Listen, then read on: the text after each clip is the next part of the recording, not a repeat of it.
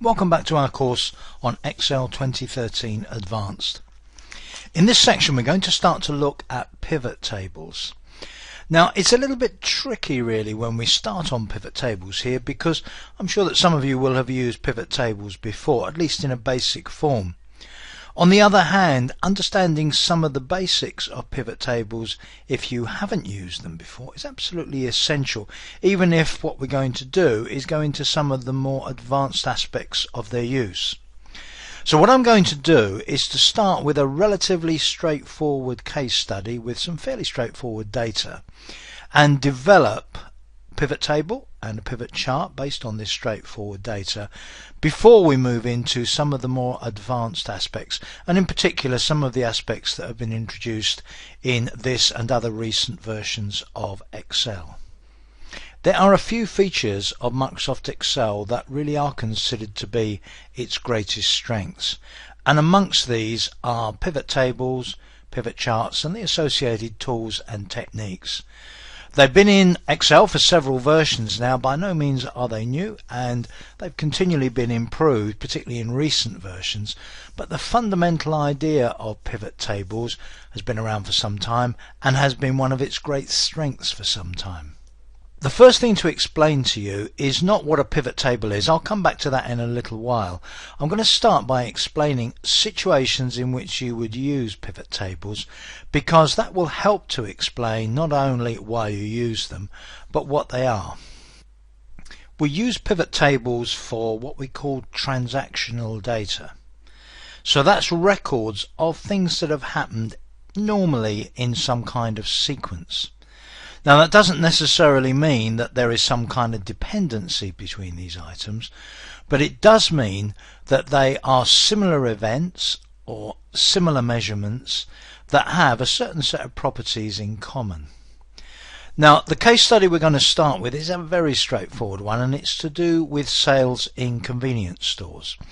And in a number of convenience stores in the USA we've recorded individual sales over a long period of time. I've actually got a lot of data in the workbook that we're using for this example, many thousands of transactions, and each transaction is a row on this sheet. So taking that row for example, we've got a date for the transaction, we've got a branch, it's the Denver, Colorado branch, we've got a value, $1, and the department in which the sale was made, it's breads. Now if I go through all of this data, and as I say there are many thousands of lines of data, you'll see that I'm dealing with a few branches over a period of time, not a very long period of time, but there are hundreds of sales each day and they're all categorized in exactly the same way. So first of all, what we're dealing with is rows in a worksheet or some worksheets which each represent some kind of transaction, not necessarily a sale, just something that happens, some event, something that was measured.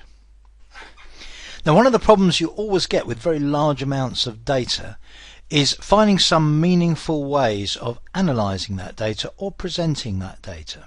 So for example, given this straightforward convenience store sales data, how might we want to analyze it? Supposing we wanted to show, for instance, how the sales in the stores that we've got varied over a period of time. Maybe we would plot the total sales for each store for each month in the time period where we've made the measurements, or maybe for each week. Or would we split those sales by department and see if maybe one department in one store has a much better growth of sales over a period of time than another? There are various options for plotting what we've measured against other things that we've measured. So are we looking to see how the stores compare with each other? Are we looking to see how the departments compare with each other? Are we looking to see how things vary over time? Now in order to do that, we want to be able to look at various ways of plotting different properties of this data against other properties of the data. And we'll want to be able to switch what we're plotting round. We'll want to be able to, if you think in terms of X and Y axes in a chart, we'll want to be able to sometimes put something on the X axis, maybe sometimes put it on the Y axis, to plot something different against something else. Now the name pivot table arises because you have the ability to pivot properties of the data, individual attributes of the measured data, and to pivot them from one axis in a plot to another axis in a plot. And that's originally how the name pivot table came into force for this kind of analysis and presentation of data. Now, before we create this pivot table, I've got a few important points I need to cover. Pivot tables have been around for some time, and you may well have used them in an earlier version of Excel. If you have pivot tables created in Excel 2003, they're really not compatible with the newer version, and if you try to use those in the newer version, the chances are you won't get too far. If you have some data that you've created pivot tables from in Excel 2003, your best bet is to go back to the original data, much like the data that you've seen here, transactional data by row, and really start building a pivot table from scratch in Excel 2013. And usually, in the long run, you'll find that's quicker than trying to do something with pivot tables you've created in Excel 2003. With more recent versions of Excel, there is a high level of compatibility. So if you've got pivot tables, pivot charts created in Excel 2007, Excel 2010, then you should find that everything is compatible. Having said that, there are a lot of new features, several new features that were introduced in Excel 2010 and several introduced in Excel 2013. So even if you've used those more recent versions, I think it's still worth going through the sections of this course because I will be covering many of those new features. Another thing I should point out now is that in general terms you can actually create pivot tables and pivot charts using external data. It doesn't actually need to be data that's in the workbook that you're creating the table and chart in. So you could link to an external data source. But in this specific first case study, we're just looking at the data on this store data sheet in the current workbook. Now, unfortunately, I also have to go through some of the rules about how this data is presented. Each transaction needs to be a row, not a column. So if your data is actually in column form, so for instance column A is the first transaction, column B the second transaction, and so on, you need to transpose all of that and get the data so that a transaction is a row. You also have situations where it may not be as simple as a row. So for example, let's suppose the first row here was year 2010, and then we had some figures in column D for Q1, and then column E is Q2 and F is Q3 and so on. So we've got a sort of rectangular array. That's also no good.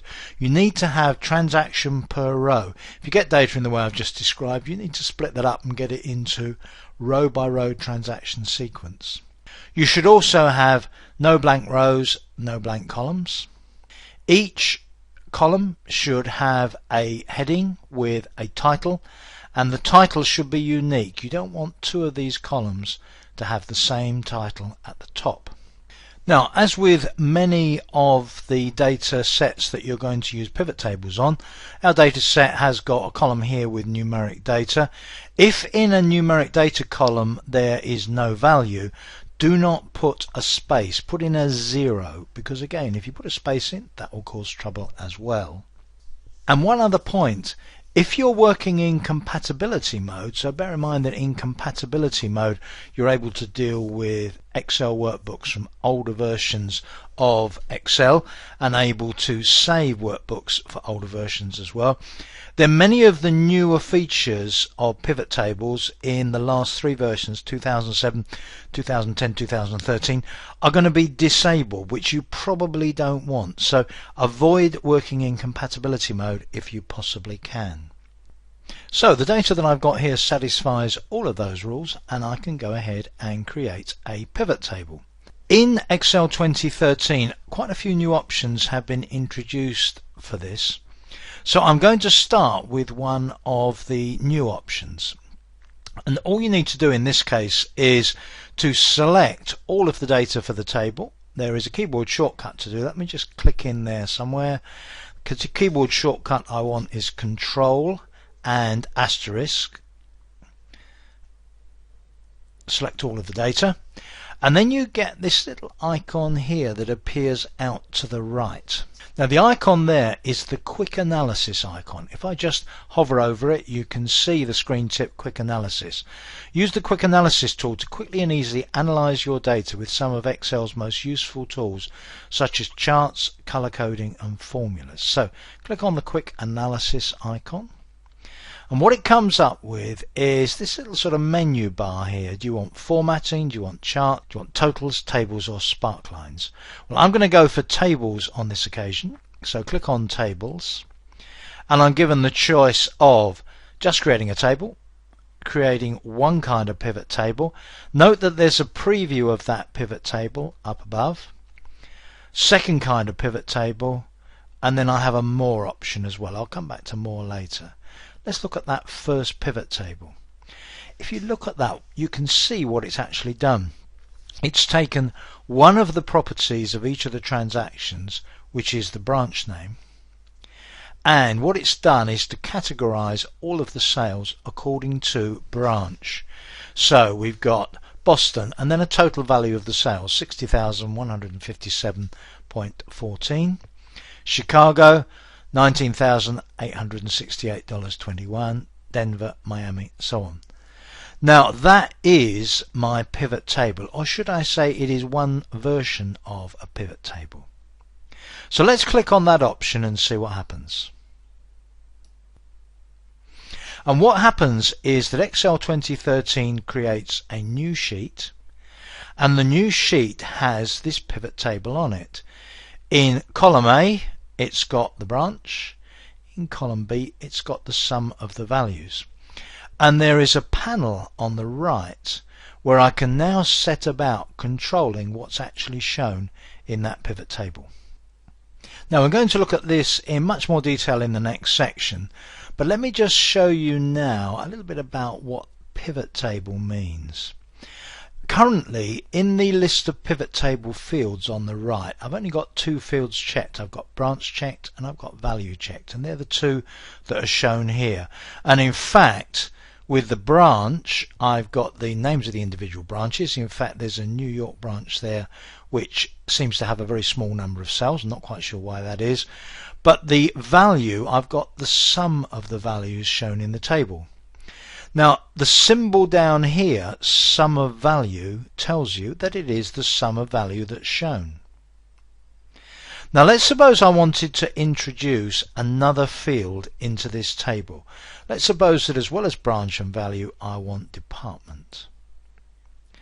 Well, I check this to include department, and what I get now is branch and department both shown in the same pivot table. So for Boston, I've got a breakdown by department. For Chicago, I've got a breakdown by department, and so on. Now let's look at this little area in the bottom right here. We've got four quadrants. We've got a filters quadrant, columns quadrant, rows quadrant, and a values quadrant. At the moment, in the rows quadrant, we've got branch and department. Let me move department up to columns and see what happens.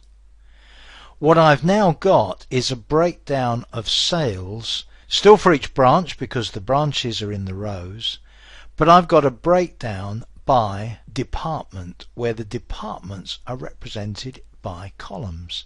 So not only can I see the total sales, for instance here, for the Boston branch, still the same total that I had before, but I've got a breakdown by department.